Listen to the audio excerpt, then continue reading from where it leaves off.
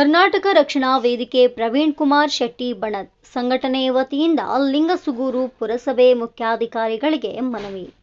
ದಿನಾಂಕ 25/9/2025ರಂದು ಕರ್ನಾಟಕ ರಕ್ಷಣಾ ವೇದಿಕೆ ಪ್ರವೀಣ್ ಕುಮಾರ್ ಶೆಟ್ಟಿ ಬಣದ್ ಸಂಘಟನೆ ತಾಲೂಕು ಘಟಕ ಲಿಂಗಸುಗೂರು ವತಿಯಿಂದ ಪುರಸಭೆ ವ್ಯಾಪ್ತಿಯ ಎಲ್ಲ ಲೇಔಟ್ಗಳಲ್ಲಿರುವ ಉದ್ಯಾನವನ ಹಾಗೂ ನಾಗರಿಕ ಸೌಲಭ್ಯಕ್ಕಾಗಿ ಮೀಸಲಿಟ್ಟ ಜಾಗವನ್ನು ಗುರುತಿಸಿ ಹದಬಸ್ತ್ ಮಾಡುವ ಕುರಿತು ಮಾನ್ಯ ಮುಖ್ಯಾಧಿಕಾರಿಗಳು, ಅಧ್ಯಕ್ಷರು, ಪುರಸಭೆ ಕಾರ್ಯಾಲಯ ಲಿಂಗಸುಗೂರು ಇವರಿಗೆ ಮನವಿ ನೀಡಲಾಯಿತು.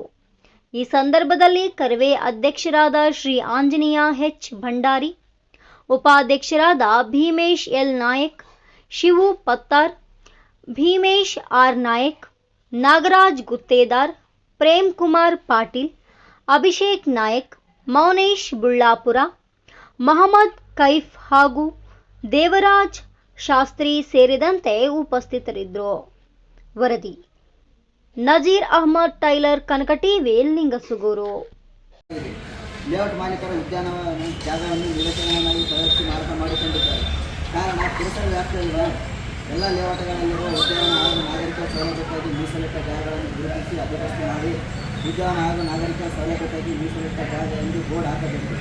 ನಾಗರಿಕ ಸೌಲಭ್ಯಕ್ಕಾಗಿ ಮೀಸಲಿಟ್ಟ ಜಾಗವನ್ನು ವಿವಿಧ ನಾಗರಿಕರ ಸೌಲಭ್ಯ ನಿರ್ಮಿಸಲು ಅವಕಾಶ ಮಾಡಿಕೊಡಬೇಕು ಹಾಗೂ ಅತಿಕ್ರಮವಾಗಿ ಕಟ್ಟಡ ನಿರ್ಮಿಸಿದರೆ ಅವುಗಳನ್ನು ತೆರವುಗೊಳಿಸಬೇಕು.